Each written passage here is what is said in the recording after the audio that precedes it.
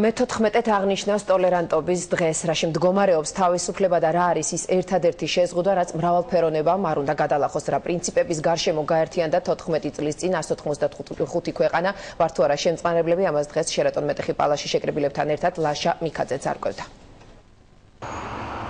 ეძებენ მთავარში ერთობა, საკამათოში თავისუფლება და ყველაფერში სიყვარული, როგორ უყურებენ ტოლერანტობის ამ პრინციპებს თბილისელები. საკუთარი და სხვათა ღირსების დანახვა, ყველასთან ურთიერთობის სურვილი, განსხვავებული მოსაზრებების, სქესისა და სექსუალური ორიენტაციის პატივისცემა. ქართველები აღიარებენ, რომ არის თემები, რომელზედაც ბოლომდე შემწყნარებლები ვერ არიან, თუმცა ერის და საკუთარი თავის ტოლერანტობაში დარწმუნებულები არიან. არა მარტო ახლა ისტორიულადაც ყოველთვის ესე ვიყავი და ამისი დასტური არის ძველ თბილისში 4 ეკლესიის არსებობა ერთმანეთის გვერდით.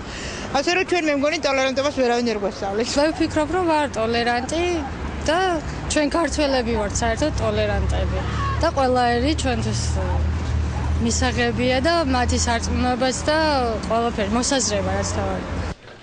თავისუფლება მრავალფეროვნებაშია. ამ დევიზით მსოფლიო ტოლერანტობის საერთაშორისო დღეს უკვე მე-14 აღნიშნავს.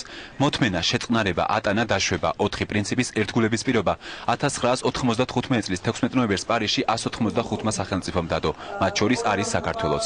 რა გაკეთდა და რა კეთდება ქვეყანაში ტოლერანტობის ძირითადი დებულებების დასაცავად.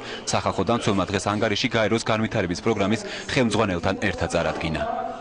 ჩვენი მხრიდან არის კონკრეტული აქტივობები ამ მიმართულებით გადადგმული, რომელიც უკავშირდება ტოლერანტობის კულტურის გამტკიცებას და ზოგადად უმცირესობების ინტეგრირებას, რათა მათ თავი იგრძნოს სრულფასოვან საქართველოს მოქალაქეებად.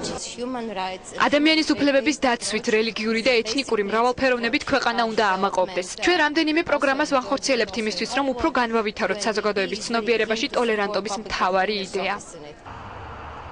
პარიზის დეკლარაციაში ტოლერანტობა არა მხოლოდ მორალურ მოვლენად აღიქმება. ქვეყნისთვის ტოლერანტობა პოლიტიკური და სამართლებრივი მოთხოვნაც უნდა იყოს. შესაბამისად, სახელმწიფომ უნდა იზრუნოს სხვა ეროვნების, რასების, კანის, ფერის, ენის, რელიგიის და ხეიბარი ადამიანებისთვის სათანადო პირობების შესაქმნელად. საქართველოს არსად და არასდროს არ შექმნია პრობლემები ყველაზე მაღალი ხარისხის ევროპული სტანდარტების მიღებისთვის, იმიტომ რომ ქართული საზოგადოება ისტორიულად თავად აკმაყოფილებდა ყოველთვის ყველაზე მაღალ სტანდარტს ტოლერანტობის. ტოლერანტობის საერთაშორისო დღის აღსანიშნავად თბილისში გამართულ ღონისძიებებზე სასულიერო პირები ჭარბობდნენ. სხვადასხვა კონფესიის წარმომადგენლები ფიქრობენ, რომ საქართველო რელიგიის და აღსარებლობის თავისუფლების მხრივ ერთ-ერთი სამაგალითო ქვეყანაა, თუმცა გასაკეთებელი კიდევ ბევრია.